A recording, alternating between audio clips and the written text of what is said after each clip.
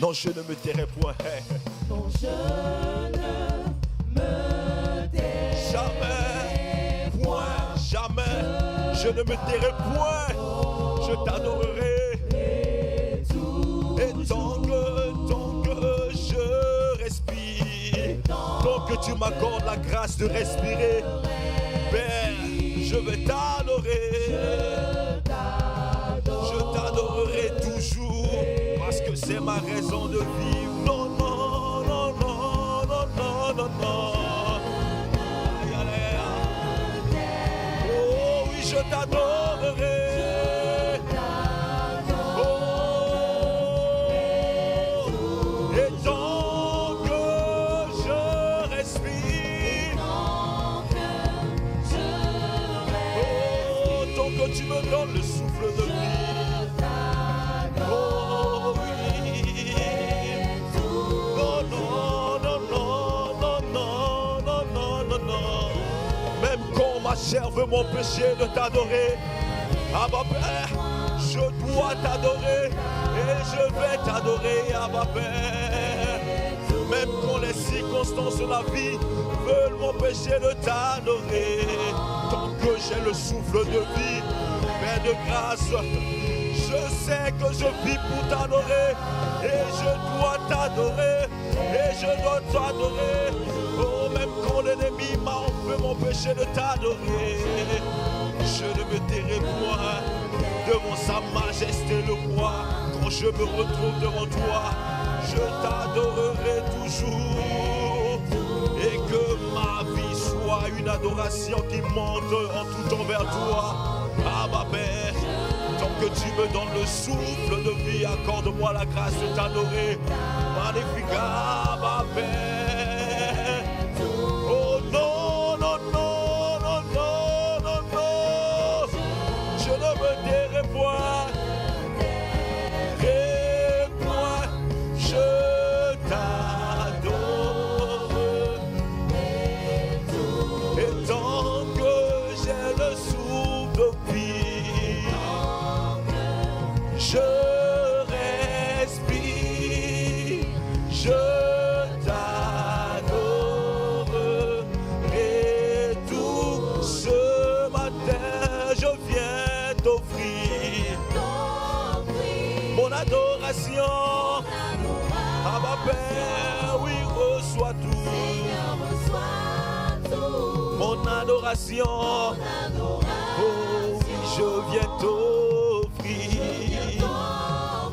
mon adoration.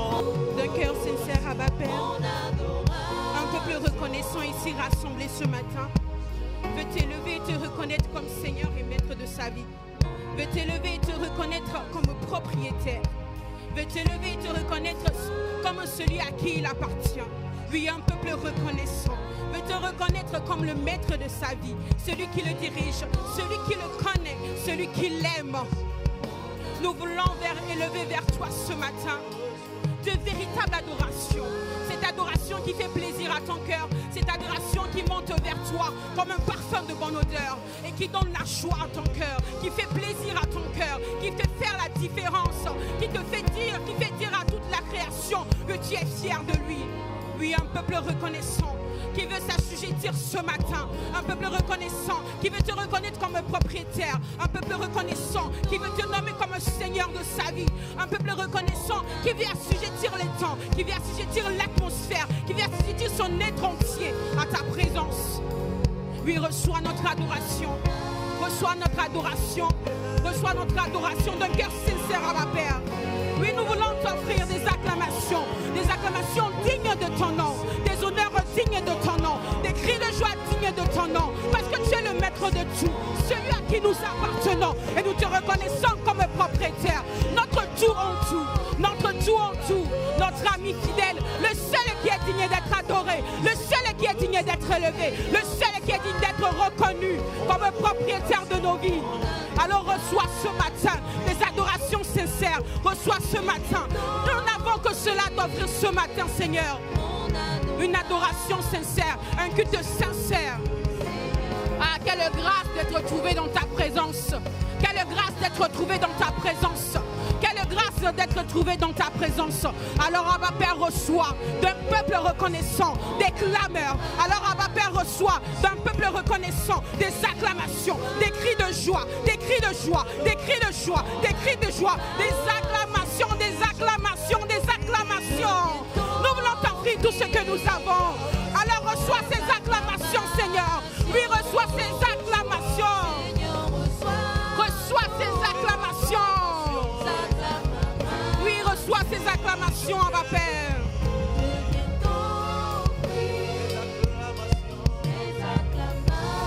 Oui, une adoration sincère. C'est ce que nous avons à te présenter ce matin. Merci de nous avoir reconnus dans ta présence. Merci de nous avoir admis dans ta présence. Alors encore une fois, Abba Père, reçois des adorations, reçois des acclamations d'un peuple sincère, d'un peuple qui te reconnaît comme maître, d'un peuple heureux de se retrouver dans ta présence. Dans les Saintes Écritures, Dieu déclare que le Messie viendrait pour être le sauveur du monde. La vie de Jésus prouve qu'il est bien celui dont les prophètes avaient parlé. Ésaïe a prophétisé que la Vierge deviendrait enceinte et qu'elle enfanterait un fils. Des siècles plus tard, la naissance de Jésus accomplissait cette prophétie.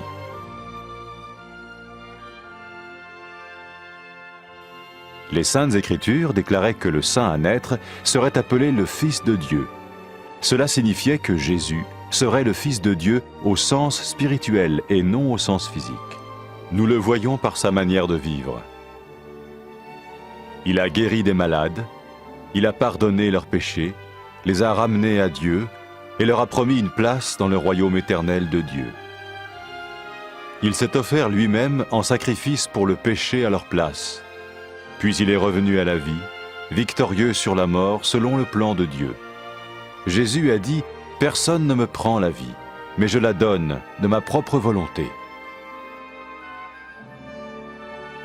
La vie de Jésus n'a pas seulement accompli les écrits des prophètes, mais elle a aussi confirmé la vérité de la sainte parole de Dieu. Les prophètes avaient écrit « Ta parole, ô mon Dieu, est parfaite, elle dure à toujours ». Jésus lui-même a dit « Le ciel et la terre disparaîtront, tandis que mes paroles ne disparaîtront jamais ». Jésus est venu pour nous donner la vie dans toute sa plénitude.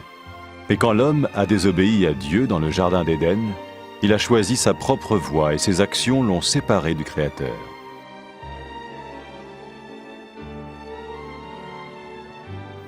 Les Saintes Écritures déclarent que tous sont péchés et que le salaire que paye le péché, c'est la mort. Il s'agit de la mort spirituelle, éternelle séparation d'avec Dieu. Mais tout comme Dieu a donné un bélier pour qu'il meure à la place du fils d'Abraham, ainsi il a envoyé Jésus, le Messie, mourir à notre place. Sa vie, sa mort et sa résurrection restaurent la relation entre Dieu et tous ceux qui mettent leur confiance en lui. Maintenant, non seulement Jésus pardonne les péchés de ceux qui le suivent, mais il les sauve aussi du jugement éternel de Dieu.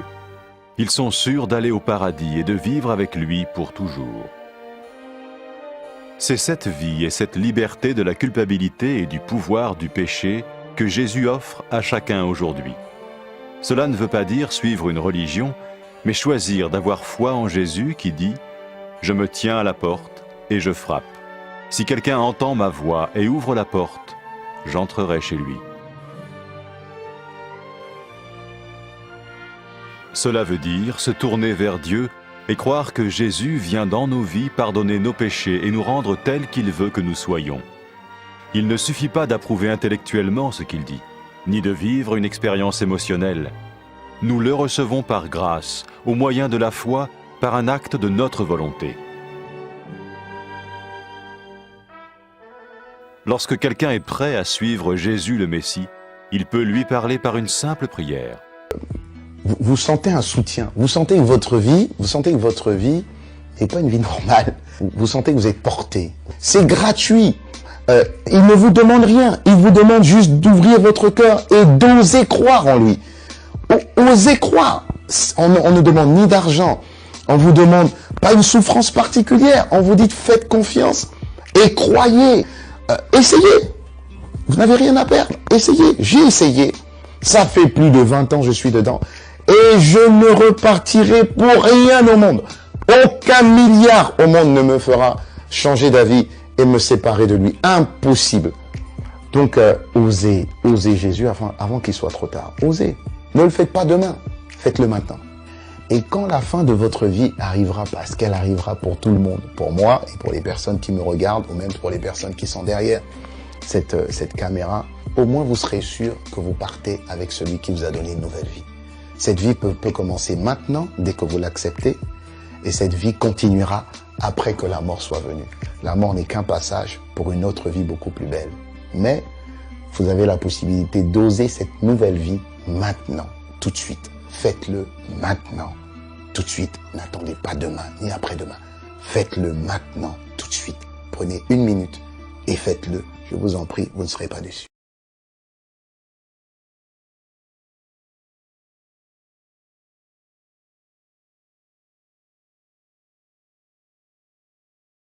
Après avoir écouté ce message, si vous avez décidé de donner votre vie au Seigneur Jésus-Christ, faites cette prière avec l'homme de Dieu.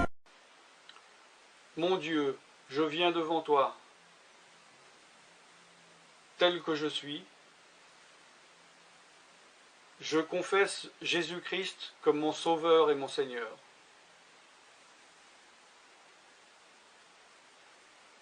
Je crois qu'il est mort sur la croix pour mes péchés, qu'il a porté ma condamnation, il a porté mes péchés et mes maladies, que Jésus-Christ est le Roi des rois et le Seigneur des seigneurs, qu'il est le Fils de Dieu, qu'il est maintenant ressuscité et assis à la droite du Père. Et il prie maintenant pour moi. Je me suis détourné de mes péchés et je veux obéir à ta parole.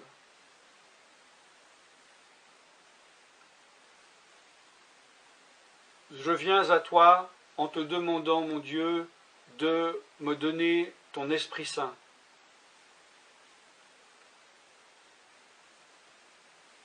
Remplis-moi de ton esprit, afin que tu ne sois plus à l'extérieur de moi, mais que tu viennes habiter en moi.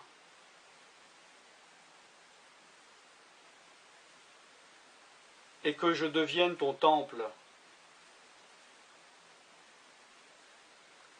Esprit de Dieu, viens habiter en moi. Purifie-moi, lave-moi, sanctifie-moi, rends-moi pur, transforme-moi à l'image de Dieu. Je te remercie car je crois que tu m'as donné ton esprit, car tu ne mens pas. Et tu as dit dans ta parole que tu donnes à celui qui te demande. Je fais cette prière au nom de Jésus-Christ. Amen.